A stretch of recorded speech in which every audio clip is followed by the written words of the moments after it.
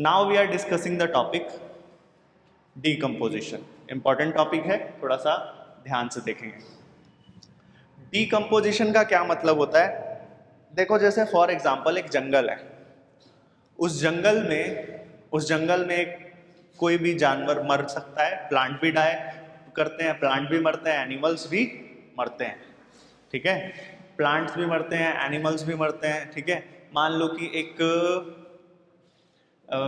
जंगल है, एक फॉरेस्ट है, वहां पर हाथी मर गया। एक कौन मर गया? हाथी मर गया। अब मैं बोल रहा हूं उस हाथी को कोई नहीं उठा रहा, वो वहां का वहीं है, तो कितने दिन में गायब हो जाएगा वो? मैक्सिमम 3 महीने या 2 महीने। 2 महीने बाद तो वहां मिट्टी मिलेगी। क्यों? The process decomposition. ओ भाई, जैसे कोई हाथी मर गया तो उस पर सबसे पहले तो वल्चर्स वगैरह आ जाएंगे खाने के लिए, गिद्ध बोलते हैं जिनको, है ना। यहाँ क्या बोलते हैं? गिद्ध ही बोलते हैं। गिद्ध आ जाएंगे, लोमड़ी, सियार, ये सब खाते हैं ना, डेड ऑर्गेनिजम्स कंज्यूम करते हैं, या और भी जानवर, उनकी पार्टी हो जाएगी, ठीक है, वो सब खाने आ जाएंगे। फिर धीरे धीरे आप देखोगे वहां पे सिर्फ और सिर्फ क्या बचेगा? विद इन अ वीक, क्योंकि जानवर बहुत सारे हैं फॉर एग्जांपल, तो विद इन अ वीक या फिर बोले विद इन अ मंथ वहां पर उसका जो मसल पार्ट है वो या शायद ना मिले, ठीक है। आपको सिर्फ और सिर्फ वहां पे बोन्स मिलेंगे, है ना, और वो भी धीरे धीरे डिग्रेड होने लग जाएंगे, और वो डिग्रेड होने के बाद हो सकता है वहां पे सिर्फ और सिर्फ खाद मिले आपको, है ना, और वो भी धीरे धीरे गायब हो जाएगी, और क्योंकि वो सब जो है वो कौन एब्जॉर्ब कर लेगा? सॉइल, ठीक है। इस पूरी प्रोसेस को हम क्या बोल सकते हैं? डिकम्पोजिशन। तो क्या मैं ये बोल सकता हूं कि डिकम्पोजिशन जो है it is the beneficial process for nature? जरूरी प्रोसेस है, एसेंशियल प्रोसेस है नेचर के लिए। क्यों? क्यों? क्योंकि एनर्जी मिलती है, मिनरल्स मिलते हैं सॉइल को, ये तो है ही, मिनरल्स मिलते हैं। कैसे? कैसे इन्वायरमेंटल फूड चेन की साइकिल में मैंने कल बताया था, फूड चेन की साइकिल में हम डिकम्पोजिशन को इंक्लूड ही नहीं करते हैं। करते हैं? फिर ये नेचुरल क्लीनिंग प्रोसेस है पूरे नेचर का, पूरे इकोसिस्टम का, बोल सकते हैं क्लीनिंग प्रोसेस है ना, सफाई हो गई ना। देखो कितना बढ़िया प्रोसेस है। This is the natural cleaning process of the ecosystem. तो इसमें होता क्या है डिकम्पोजिशन में? डीकम्पोजर्स, जो डीकम्पोजर्स होते हैं, अच्छा, जो डिकम्पोजिशन करते हैं उनको हम डीकम्पोजर्स बोलते हैं। वो ब्रेक डाउन करते हैं कॉम्प्लेक्स ऑर्गेनिक मैटर को, किसमें? इनऑर्गेनिक सब्सटेंसेस में। इस प्रोसेस को बोलते हैं डिकम्पोजिशन, कि कॉम्प्लेक्स ऑर्गेनिक मैटर, कॉम्प्लेक्स, और मैंने इसमें बोल रहा है बहुत थोड़ा वैसे डेफिनेशन, हाथी, कॉम्प्लेक्स ऑर्गेनिक मैटर क्या है? हाथी, उसका टूट जाना, इनऑर्गेनिक सब्सटेंसेस जैसे कि कार्बन डाइऑक्साइड, वाटर और न्यूट्रिएंट्स में टूट जाना, वही क्या है? डिकम्पोजिशन। उसको डिकम्पोजिशन करने वाले जो एजेंट्स हैं उनको क्या बोल दोगे तुम? डिकम्पोजर्स। क्या बोल देंगे? डिकम्पोजर्स। अच्छा, जो डेड ऑर्गेनिक मैटर होता है, क्या होता है? डेड ऑर्गेनिक मैटर जो होता है उसको हम डेट्राइटस बोलते हैं। क्या बोलते हैं? डेट्राइटस बोलते हैं। जो डेड ऑर्गेनिक मैटर होता है उसको क्या बोलते हैं? डेट्राइटस बोलते हैं। जो डेड ऑर्गेनिक मैटर होता है उसको डेट्राइटस बोलते हैं। जैसे फॉर एग्जांपल हम लोग बोलते हैं जो हर्ब्स खाता है, जो प्लांट्स को कंज्यूम करता है, हर्ब्स खाता है, उसको क्या बोलते हैं? हर्बीवोर्स। Very good. जो जो कंज्यूम करता है, मीट कंज्यूम करता है, उसको हम लोग क्या बोलते हैं? कार्निवोर्स, है ना, कार्निवोर्स बोलते हैं। ऐसे ही जो डेट्राइटस को कंज्यूम, डेट्राइटस मैंने बोला डेड ऑर्गेनिक मैटर, तो जो डेट्राइटस को कंज्यूम करेगा उसे हम क्या बोलेंगे? डेट्राइटिवोर्स। इजी है ना? क्या बोलेंगे उसे हम लोग? डेट्राइटिवोर्स। तो जो डेट्राइटिवोर्स है, जैसे फॉर एग्जांपल यहां पर बोलता है अर्थवॉर्म इज द डेट्राइटिवोर, ठीक है। वो अर्थवॉर्म क्या है? एक तरह का फार्मर फ्रेंड है, फार्मर के लिए फ्रेंड है। क्यों है वो फार्मर के लिए फ्रेंड? फर्टिलिटी ऑफ सॉइल बढ़ा रहा है। और देखो, जो अर्थवॉर्म होता है ना, उसका नेचर आपने देखा होगा, वो सॉइल में घूमता रहता है, घूमता, और जो न्यूट्रिएंट्स है उसको कंज्यूम करने लग जाता है। जो डेड न्यूट्रिएंट्स है उसको कंज्यूम करते रहेगा। जब वो करता रहेगा तो आप देखोगे उस सॉइल, वो सॉइल जो है वो मिक्स होती रहेगी, उसमें न्यूट्रिएंट्स और ऐड होते रहेंगे क्योंकि डिकम्पोजिशन तो कर रहा है। और it also loosens up the soil. और जब सॉइल लूजन अप हो जाएगी, अच्छा जब हम लोग प्लोइंग करते हैं, प्लोइंग मतलब क्या बोलते हैं उसको? प्लोइंग समझते हो ना? अरे यार, क्या हिंदी में बोलना? ये बड़े, तुम समझे क्या बोलना चाह रहा हूं मैं?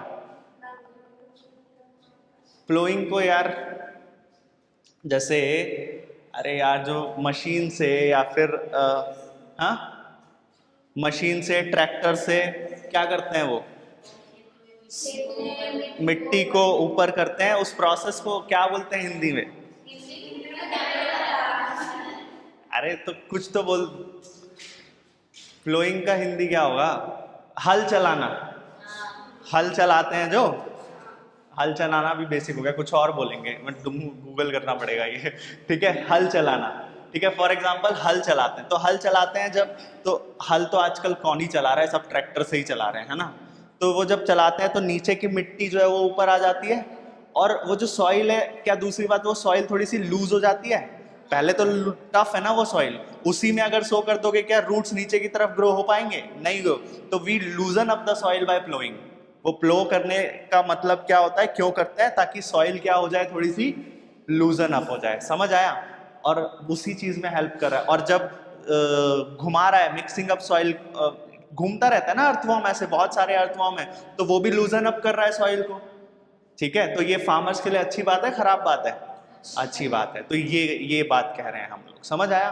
तो कह रहा है earthworm is the farmer friend which helps in break down of soil. Soil के जो न्यूट्रिएंट्स है उसको तोड़ना शुरू करता है, डिकम्पोजिशन बोलते हैं, यही तो डिकम्पोजिशन हुआ ना। फिर बोला लूजनिंग ऑफ सॉइल, वो भी हेल्पफुल है, इजीली जर्मिनेशन हो पाएगा। जर्मिनेशन तो समझते हो, सीड का जर्मिनेशन। तो डेट्राइटस क्या है? रॉ मटेरियल है, अभी बताया मैंने। डेड ऑर्गेनिक मैटर जो है उसको डेट्राइटस बोलते हैं। उस पर जो कंज्यूम करता है, उसको हम क्या बोलते हैं? डेट्राइटिवोर्स बोलते हैं। जैसे अर्थवॉर्म, तो क्या मैं ये बोल अच्छा फिर डिकम्पोजर्स क्या है? क्या मैं ये बोल सकता हूं कि डेट्राइटिवोर्स are the decomposers?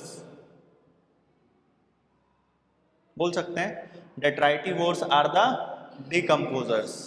All detritivores are the decomposers, but all decomposers are detritivores? जरूरी नहीं है। जैसे बैक्टीरिया और फंजाई डिकम्पोजर्स हैं, but they depend on detritus? नहीं, जरूरी नहीं है। समझ आया कि नहीं आया? यही कहानी है। ठीक है, समझ आया कि नहीं आया? ऐसा थोड़ा सा ध्यान रखना, बाकी बहुत ज़्यादा ऐसा पूछेगा नहीं, बहुत ज़्यादा ये माइन्यूट डिफरेंस है, ये बहुत असर्शन रीजन बहुत तगड़ा नहीं है, ये वैसे ही दिमाग में आया मैंने बता दिया। ठीक है, तो ऐसे याद रखो, डेट्राइटस डिकम्पोजर्स ही होता है। डिकम्पोजर्स तो आपने पहले भी बताया, जो डेड ऑर्गेनिजम्स पर डिपेंड करते हैं डिकम्पोजर्स होते हैं। यहाँ पे एक और वर्ड आता है सेप्रोट्रॉफ्स, जो डेड ऑर्गेनिज्म पर डिपेंड करते हैं उनको सेप्रोट्रॉफ्स बोलते हैं, है ना? ये इतना समझ आया? डिकम्पोजिशन क्या होता है? कॉम्प्लेक्स ऑर्गेनिक मैटर का ब्रेकडाउन होना किसमें? सिंपल ऑर्गेनिक इनऑर्गेनिक सब्सटेंसेस में, जैसे कि कार्बन डाइऑक्साइड, वाटर और न्यूट्रिएंट्स में टूटना। ठीक है, अर्थवॉर्म जो होते हैं वो फार्मर्स फ्रेंड होते हैं, है ना? मैंने बोला डेट्राइटस क्या है?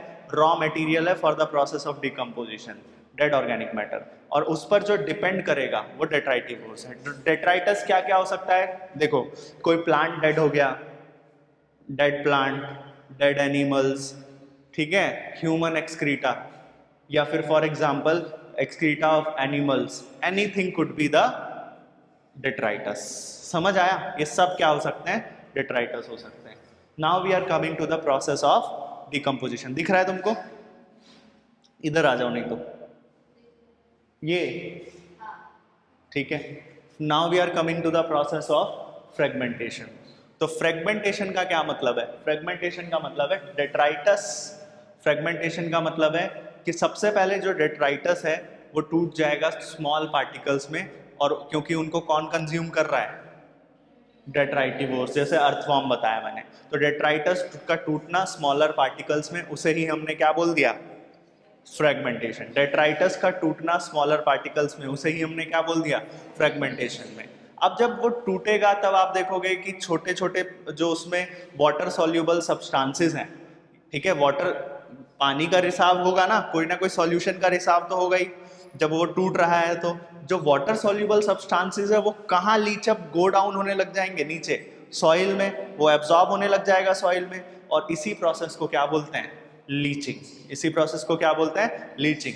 भाई हमने बोला डेट्राइटस का ब्रेकडाउन होना, डेट्राइटस का ब्रेकडाउन होना बाय डेट्राइटस का ब्रेकडाउन होना बाय डेट्राइटिवोर्स और उसका सिंपलर सब्सटेंसेस में टूट जाना, ठीक है, सिंपलर पार्टिकल्स में टूट जाना, उसको बोलते हैं फ्रेगमेंटेशन। क्या बोलते हैं उसको, फ्रेगमेंटेशन।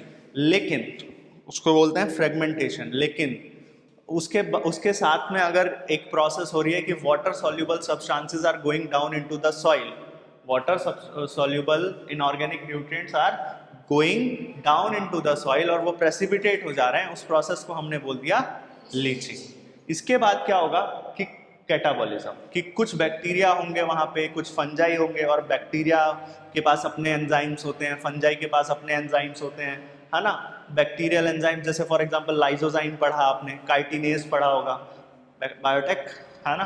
तो बैक्टीरियल एंजाइम, फंगल एंजाइम जो है, बैक्टीरियल एंजाइम और फंगल एंजाइम जो है, ये क्या करेंगे, ये इस डेट्राइटस को फर्दर और तोड़ देंगे सिंपलर इनऑर्गेनिक न्यूट्रिएंट्स में। समझ आया। एक चीज ध्यान रखना, ये मैं आपको स्टेप्स ऑफ प्रोसेसेस जो होते हैं डिकम्पोजिशन में वो जरूर समझा रहा हूं, लेकिन ये जो पहले 3 स्टेप्स है ना, ये फर्स्ट, सेकंड और थर्ड नहीं है। क्या बोला मैंने, ये जो पहले 3 बातें बताई ना मैंने, 3 प्रोसेसेस, फ्रेगमेंटेशन, लीचिंग और कैटाबॉलिज्म, ये फर्स्ट, सेकंड, थर्ड प्रोसेस ऐसा नहीं है। ऐसा नहीं है कि पहले फ्रेगमेंटेशन होगा, फिर लीचिंग होगा और फिर कैटाबॉलिज्म होगा, ऐसा कुछ नहीं है, क्योंकि तीनों प्रोसेस साथ में हो रही होती है, तीनों प्रोसेस साथ में हो रही होती है। अगर ऐसा नहीं होता तो हम यहाँ पे नहीं बोलते कि वो फर्दर टूट गया था स्मॉलर पार्टिकल में और फिर वो स्मॉलर पार्टिकल जो है वो फर्दर क्या मतलब है कि जब वो टूट ही गया था स्मॉलर पार्टिकल में तो डेट्राइटस कहाँ से आ गया अभी थर्ड प्रोसेस में, नहीं है ना।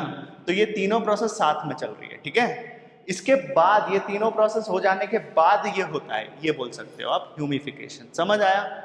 तो ह्यूमिफिकेशन का क्या, ह्यूमिफिकेशन का मतलब होता है dark coloured amorphous substance which is called humus, उसका बनना। डार्क कलर्ड एमॉर्फस सब्सटेंस का बनना जिसको बोलते हैं ह्यूमस, ह्यूमस उसका एक्यूमुलेशन होना, उसको बोलते हैं ह्यूमिफिकेशन। जैसे आप लोगों ने जो खाद देखी होगी वो थोड़ा सा डार्क कलर में होता है, डार्क ब्राउन या ब्लैक कलर बोलोगे आप उसे, डार्क ब्राउन या फिर ब्लैक कलर में बोलोगे, वो क्या है, ह्यूमस है। वो क्या है, ह्यूमस है। समझ आया कि नहीं आया। इस ह्यूमस की खास बात क्या होती है, this humus is highly resistant, this humus is highly resistant to microbial action, ठीक है। इसमें बहुत जल्दी डिग्रेड नहीं होगा, ये बहुत, इसका फर्दर डिकम्पोजिशन जो होता है वो स्लो होता है, तो decompose at an extremely slow rate. तो highly resistant to microbial action, ठीक है। इसलिए जो हम लोग यूज करते हैं अपने एग्रीकल्चरल फील्ड में, जो हम लोग यूज करते हैं वो क्या है, वो जनरली ह्यूमस ही होता है। समझ आया। लेकिन इसका मतलब ये नहीं है कि इसका फर्दर डिकम्पोजिशन हो नहीं सकता है, हो सकता है लेकिन रेट स्लो होगा, बस डिफरेंस समझ आया बात में, कि highly resistant to microbial action होता है और दूसरी बात decomposes at an very slow rate, extremely slow rate. आया समझ। फिर कहता है कि उसके बाद क्या होगा, अरे इतना बनना हमारा डिकम्पोजिशन नहीं था, हमने बोला था पूरा उस हाथी का मिट्टी बन जाना, मिनरल्स में टूट जाना, वो डिकम्पोजिशन है। ह्यूमस बन गया, अब उस ह्यूमस को भी कौन, कुछ माइक्रोब्स उस ह्यूमस को डिग्रेड करेंगे, कौन, कुछ माइक्रोब्स, और उसको तोड़ देंगे किसमें, इनऑर्गेनिक न्यूट्रिएंट्स में। इनऑर्गेनिक न्यूट्रिएंट्स जैसे कि कार्बन डाइऑक्साइड, वाटर और न्यूट्रिएंट्स बहुत सारे मिनरल्स में तोड़ देंगे, है ना। सोडियम, पोटेशियम, ये नाइट्रोजन, फॉस्फोरस, इस सब में तोड़ देंगे। समझ आया डिकम्पोजिशन, प्रोडक्टिविटी। अब एक बहुत इंपॉर्टेंट क्वेश्चन आता है यहाँ पे डिकम्पोजिशन का, कि व्हेन विल, ये बहुत इंपॉर्टेंट है, ध्यान रखना, इस पर पीवाईक्यूज दिखेंगे, इस पर ध्यान रखना, कि when will rate of decomposition increases and when will rate of decomposition decreases? Rate of decomposition decrease कब होगा? जब जो detritus है या जो raw material है which is rich in lignin और chitin, वो rich है किसमें? लिग्निन में और काइटिन में। जब भी आपका डेट्राइटस रिच है किसमें?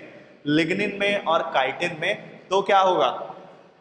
रेट ऑफ डिकम्पोजिशन स्लो हो जाएगा, क्योंकि उसको तोड़ना बहुत मुश्किल बात है ना। कॉम्प्लेक्स पॉलीसेक्राइड्स हैं ये, है ना। सिंपल पॉलीसेक्राइड तो है नहीं, कॉम्प्लेक्स पॉलीसेक्राइड्स हैं। Chitin which is present on the exoskeleton of arthropods, और जो सेल वॉल होती है फंजाई की, उसमें ये काइटिन प्रेजेंट होता है, तो टफ तो होगा ही ये। उसको तोड़ना इजी है, मुश्किल है? मुश्किल है। इसीलिए वहां पर जब काइटिन प्रेजेंट होगा, लिग्निन फैट वगैरह, जब लिग्निन प्रेजेंट होगा, काइटिन प्रेजेंट होगा, तो उसको तोड़ना मुश्किल है, इसलिए रेट ऑफ डिकम्पोजिशन स्लो होगा। समझ आया उधर? या फिर बोला कि दूसरी कंडीशन, अगर टेम्परेचर लो है, अगर टेम्परेचर लो है, या फिर टेम्परेचर लो है, सोचो ना, हम लोग क्या करते हैं, हम लोग फूड को, तुम लोग सोए नहीं क्या रात में? मुरझा क्यों रहे हो? बीमार है, और ये भी बीमार है। क्या हुआ तुमको? खांसी, बुखार, जुकाम। देखो क्या बोल रहे हैं, low temperature and anaerobic condition, low temperature and anaerobic condition. तो आप देखो, जब हम लोग रेफ्रिजरेटर में जो सब्जियां रखते हैं, सब्जी रखते हैं, फ्रिज में रखते हैं, है ना, तो उसमें टेम्परेचर क्या होता है? बिलो रहता है ना, लो टेम्परेचर रहता है। For example 5 degree 4-3 degree Celsius for example temperature है फ्रीजर में। तो उससे क्या होगा? लो टेम्परेचर से डिकम्पोजिशन स्लो हो जाएगा या फास्ट हो जाएगा? स्लो। यही तो कॉन्सेप्ट है फ्रिज का, है ना। बाहर आप रखोगे तो बाहर कैसा माहौल है? Warm and humid. बाहर कैसा माहौल है? Warm and humid. And warm and humid condition, देखो क्या लिखा है, warm and humid condition favours decomposition. तो इस केस में डिकम्पोजिशन का रेट इंक्रीज हो जाएगा। अगर नाइट्रोजन रिच, जैसे बोला कि लिग्निन और काइटिन अगर प्रेजेंट है, लिग्निन और काइटिन अगर प्रेजेंट है आपके डेट्राइटस में, उस रॉ मटेरियल में, तो रेट ऑफ डिकम्पोजिशन स्लो होगा। और वहीं अगर नाइट्रोजन रिच सब्सटेंसेस है या वाटर सॉल्युबल सब्सटेंसेस है, तब तो ज्यादा जल्दी उसका डिकम्पोजिशन होगा। अगर बोला कि कोल्ड और एनारोबिक कंडीशन है, मतलब ऑक्सीजन वगैरह नहीं है, तो क्या होगा? डिकम्पोजिशन रेट स्लो होगा। लेकिन अगर वहीं वार्म और ह्यूमिड रीजन है, नमी वाला क्षेत्र है, वार्म गर्म क्षेत्र है, थोड़ा सा गर्मी का सीजन है, बाहर रखा हुआ है आपने सब्जी या कुछ भी, तो उसका डिकम्पोजिशन फास्ट होगा। तो इस तरह से हम लोगों ने पढ़ा प्रोडक्टिविटी और हम लोगों ने पढ़ा डिकम्पोजिशन। अब ले दे के बचा क्या इस चैप्टर में? Energy flow, nutrient cycle. तो मोर और लेस कल ये चैप्टर हो सकता है हम निपटा दें, ठीक है, कल हो सकता है ये चैप्टर निपटा दें, क्योंकि इसके आगे वाला जो इकोलॉजिकल सक्सेशन और न्यूट्रिएंट साइकिल ऑलरेडी डिलीटेड है। क्या चाहते हो, करवाएं या स्किप करें? आगे बढ़े,